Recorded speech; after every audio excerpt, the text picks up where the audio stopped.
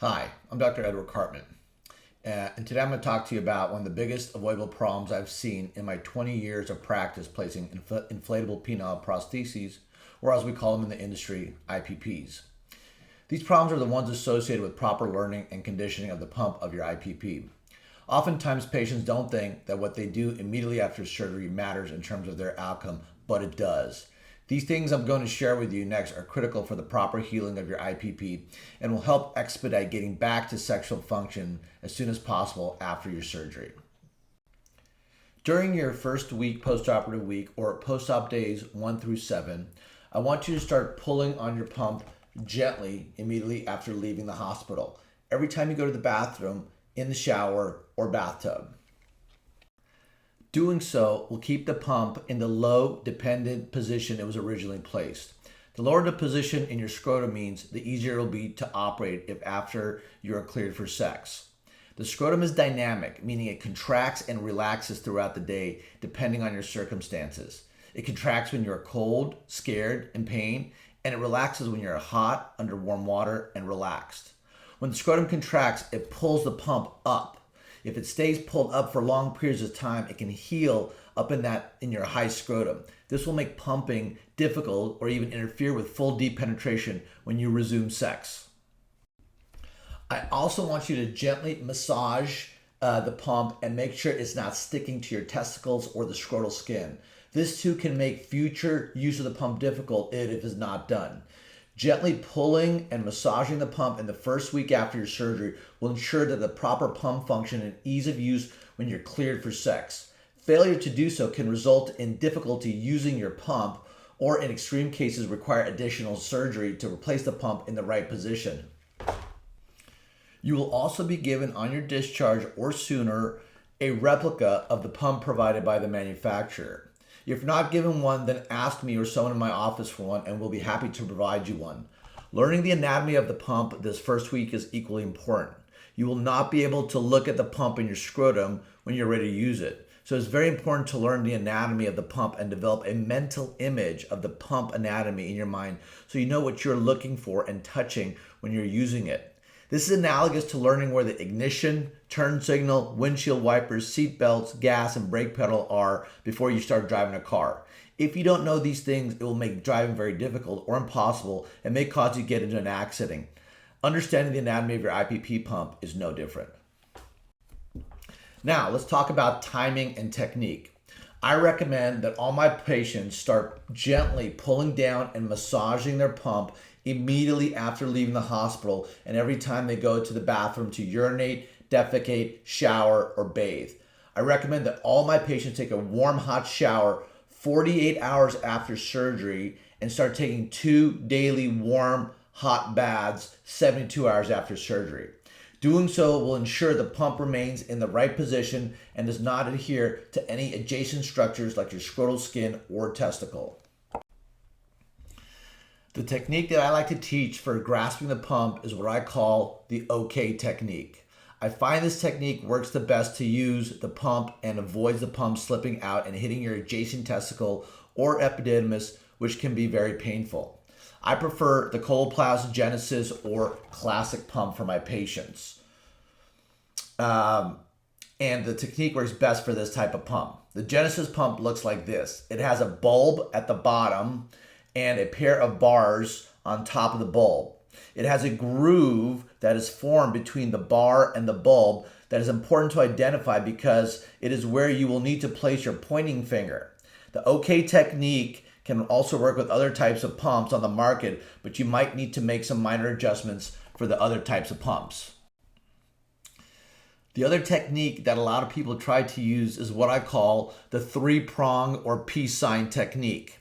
Initially, this might seem easier for some people. However, most people realize it is more difficult to generate the force needed to fully inflate the IPP with a 3-prong technique. It places a lot of pressure in these 3 small points on the skin, causing more pain.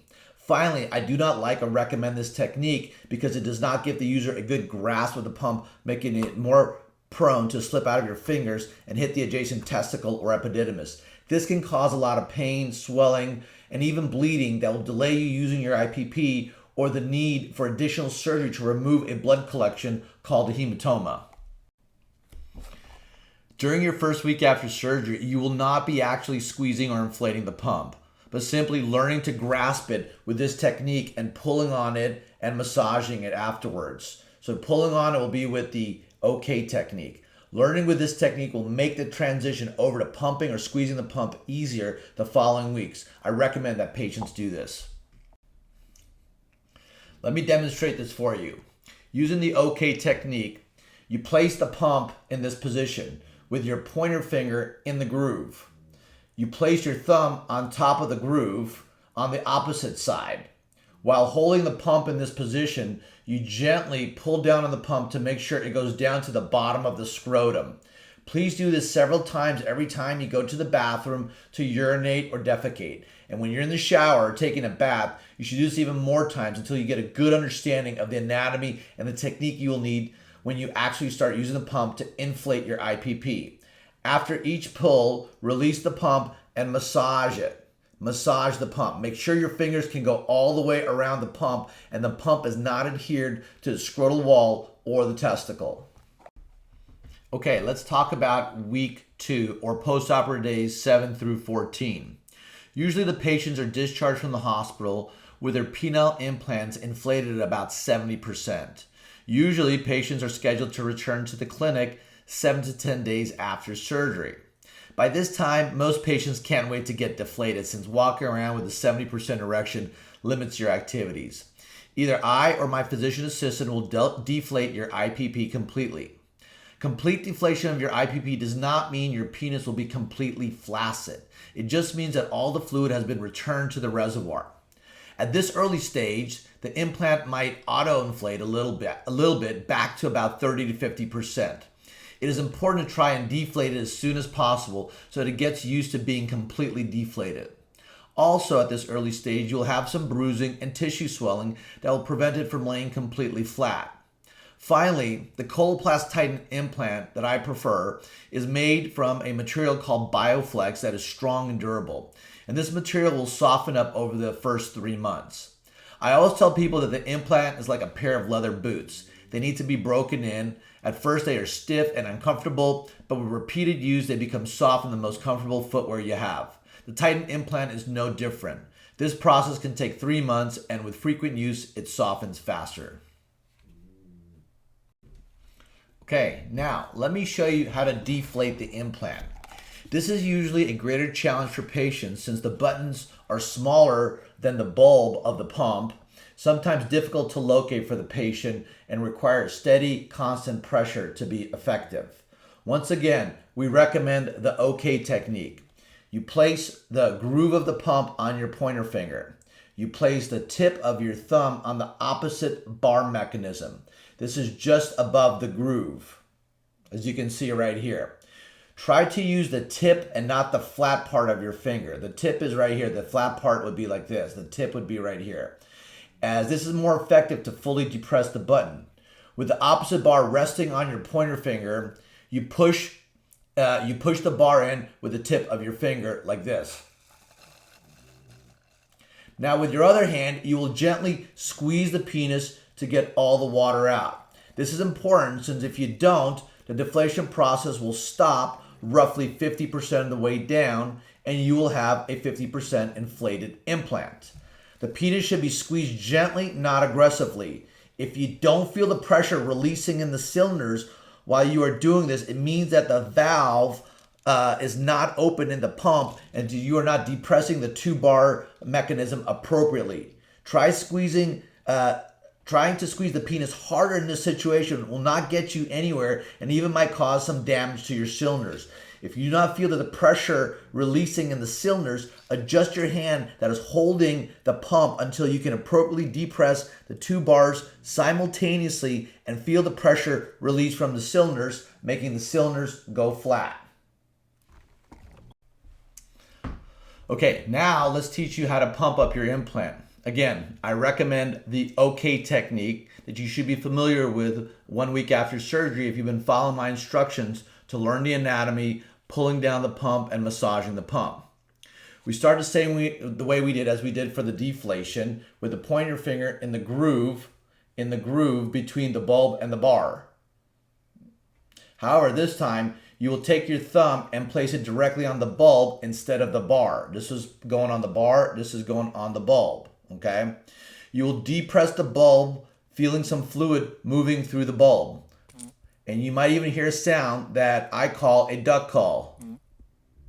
I don't know if you can hear that. This means that water is moving through the bulb appropriately. When most people start learning to inflate the bulb, they will oftentimes only do partial compressions. They do quarter or half pumps. This is okay. With time and experience, you will learn how to do full wall-to-wall compressions. Wall-to-wall compressions will make pumping up your implant faster and more efficient. As your implant begins to inflate, you will notice that the resistance to squeeze the bulb increases until you have reached the maximum inflation at this stage. This does not mean the implant is fully inflated, just that it is all that your penis will accommodate at this stage. Penile implants will stretch your penis over time. We encourage our patients to get to this max inflation stage and leave the implant maximally inflated for at least 30 minutes twice a day. More can be better. Do not rely on the number of pumps required to maximally inflate your IPP. This will change over time with proficiency in your technique and stretching of the penis. I always recommend that patients pump until they feel the bulb is rock hard, and don't fixate on any certain number of pumps, since this varies between patients and changes over time. We recommend maximally inflating and deflating your IPP at least 2 times a day for the first 3 months to get the most optimal results from your surgery. Okay, this gets us to week 3 or between post-operative days 14 and 21. After you have learned how to properly inflate and deflate your IPP, you should practice your technique at least twice a day so you can get facile and comfortable with doing it. The earliest that you can be cleared for sexual intercourse would be 3 weeks after surgery, but this can vary depending on your own circumstances. So you have time to learn how to use it. Don't try to rush and inadvertently injure yourself. Don't get frustrated and deviate from this technique. Remember the OK technique. I find that most problems after surgery related to the pump happen because of these 2 reasons. You want to develop a level of expertise in using the pump, since you don't want to be messing around trying to learn it when you're allowed to have sex. You want to be able to get right to it. It is important to cycle your implant at least twice a day for the first 3 months after surgery, as this will prevent problems such as capsular contractions from developing around your implant. Cycling will also help break in the implant. I hope you have enjoyed this instructional video to learn how to inflate and deflate your new Coloplast Titan IPP. If something is not clear or you're still having difficulty learning how to use your device, talk to your doctor. In-person appointments are necessary. This is a hands-on learning experience and difficult to accomplish through email messages or over the phone. Notify your surgeon if you develop any problems. Thanks for listening. This is Dr. Edward Cartman, and you can visit us on our website at www.healthy-male.com. Thank you.